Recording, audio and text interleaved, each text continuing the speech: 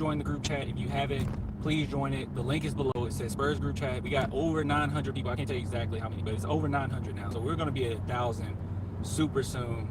And if you haven't joined it, any expectation you have for a group chat, like what you think a group chat is, it surpasses it. Trust me, once you get on there, you'll see exactly what I'm talking about. It surpasses what you even think of a group chat. When you think of an Instagram group chat, when you think of it was one that people used to go to back in the day. But when you think of those group chats, those Spurs group chats, this is like that on 1,000. And I'm not being hyperbolic when I say that. So now that's besides the point. Now, one thing I do want to talk about, because a few people have hit me up and did message me and said, Clan, yo, I know you see Dejounte Murray's performance.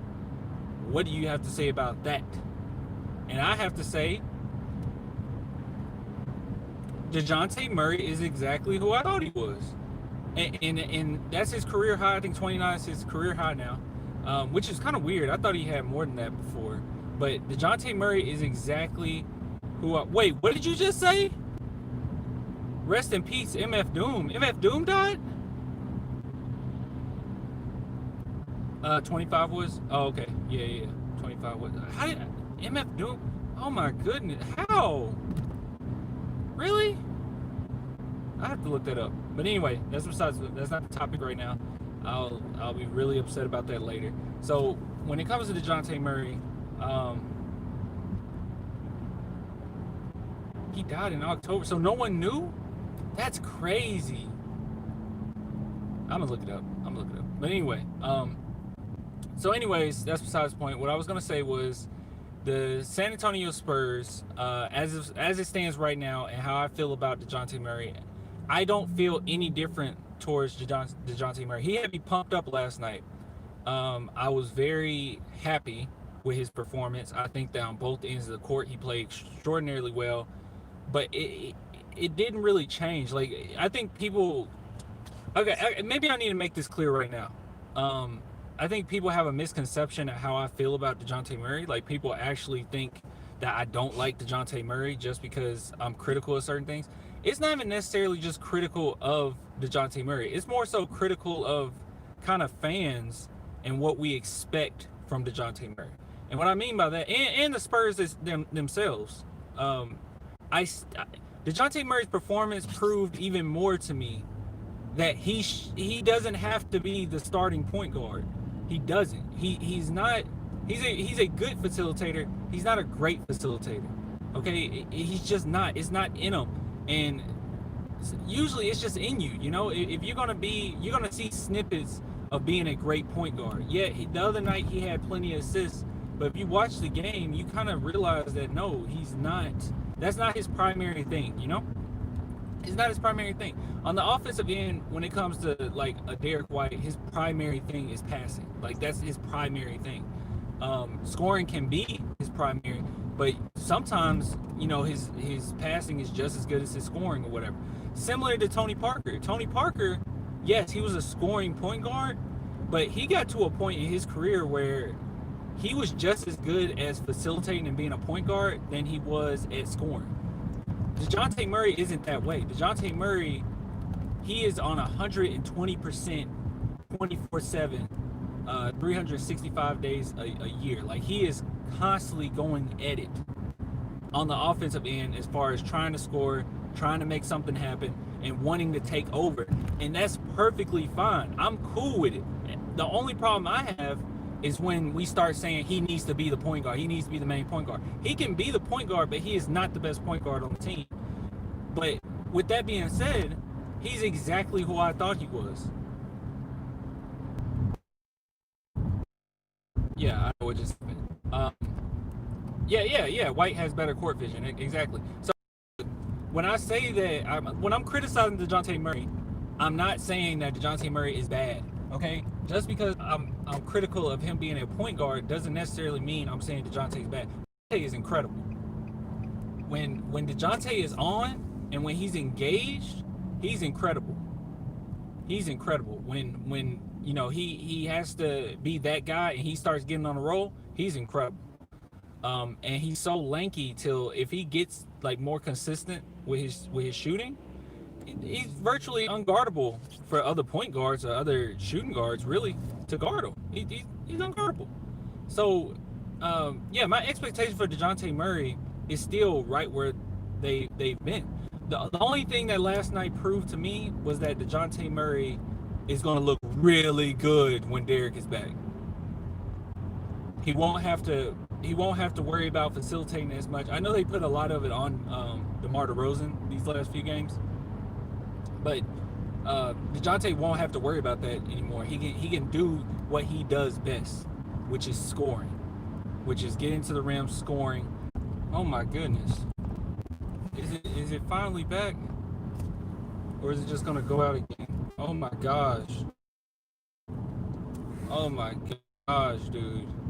That is so irritating. If it goes out again, I'm going to lose my mind. But anyway, what I was saying was Schroeder, however you say his name, the fact that he had to pass out of shots when Dejounte Murray was on him is huge. That's a big deal. That's awesome. That shows that Dejounte Murray is really impacting the defensive end of the court. And he looked confident. And that's super important. And the fact that he was communicating like crazy. He was communicating like crazy. He was communicating with Keldon in particular. It seems like he get on to Keldon pretty often, but rightfully so, because Keldon Johnson has the potential to be extraordinarily good. So as far as my expectations for Dejounte, they haven't changed. They're the exact same. And going forward, I'll say going forward, so we're talking about the Spurs going against the Lakers again.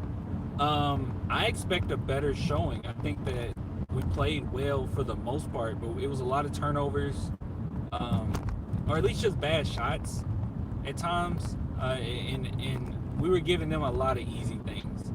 And that's the one thing you can't give the Lakers is easy transitional points. And I felt like we did that often, and very, very often. But, and people said they don't want excuses, and I'm with you. I don't like excuses when it comes to the Spurs too often, but you do have to at least analyze, and realize what's going on. Just be realist here. Yes, we were slightly undermatched, and that was mainly due to the fact that we didn't have two of our star players. Let's just be honest. There is two of our star players. Derek White is a star player for the Spurs. He is essential to what we do.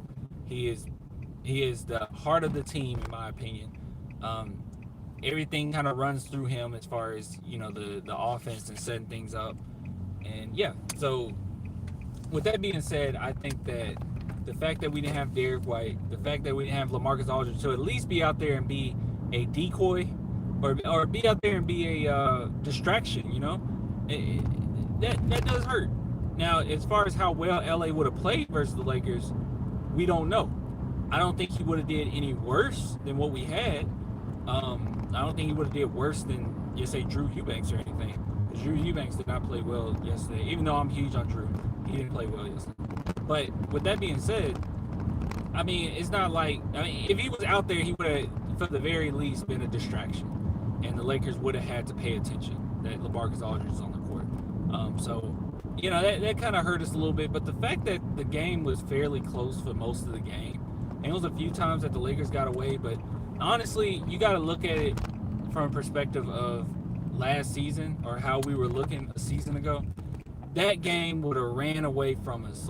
Our defense would have been terrible all game. Offense would have been streaky all game. And we would have, our attitude towards playing the Lakers, we would have basically beat ourselves, because we would have already made the assumption that we're not going to win that game. But I didn't get that feeling from the Spurs. I felt like every single player put their all in it. I think we had some really good highlight plays. I know that don't mean much, but we had highlight plays. But I wouldn't stress too much about it. We got the Lakers again, especially in the next 4 games. We got them 2 more times. So I wouldn't stress too much about it. We're going to have our opportunity to beat them. So that's a good thing. So we'll have our opportunity to really see what we're about and see if we can make those adjustments and at least plant something. It's only the first game versus Lakers, but you want to plant something in their heads going forward if we do make the playoffs, and hypothetically if we could somehow meet them in the playoffs. You want to set a seed early that we're capable of putting up a fight against you. You know, and that's a really important thing to do early on. So with that being said, I think that Dejounte Murray played great. It hasn't changed my perspective on Dejounte. I know a lot of people like, hey, you must feel so much different. It's like, no, I never said Dejounte Murray was bad. I never said that. All I said was Dejounte Murray shouldn't be the point guard, and it did nothing but solidify that idea in my head based on how well he played offensively, scoring wise, and how he just kind of wanted to take over. You know, when Dejounte Murray's in that mode where he doesn't have to pass or he doesn't have to think about passing, and it's all like, okay, let me try to take over in this, you know, this part of the game, he's a much better player. When he can have someone else just set it up for him, he is so much better. And if you remember last season, there was quite a few times, especially, you know, since Derek White was playing, it was quite a few times where the Spurs basically said, you know, isolation, Dejounte Murray, you know, on the right side, like isolation, let him ISO. And they did that quite a few times last season. So, and I'm not saying that I'm a big advocate for that or anything like that, but we know what he's capable of, and we know what makes Dejounte. And what makes him Dejounte is going out there and being able to attack. Also, after the game, you know, they asked him about his 29 points. And of course, you know, I think even Maddie said that he was going to say this last night at the watch party. But he said